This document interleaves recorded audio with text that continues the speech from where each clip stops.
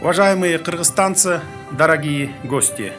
На нашей благодатной земле в мире и согласии проживают представители более 80 национальностей.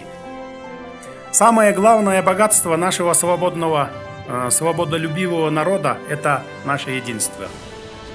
Чтя традиции предков, мы должны как зеницу ока беречь дружбу, согласие и взаимопонимание.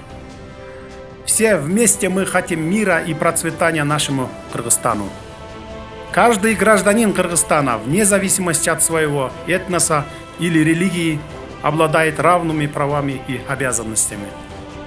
Единый народ Кыргызстана, мы все вместе растим детей, вместе отмечаем праздники и вместе встречаем трудности.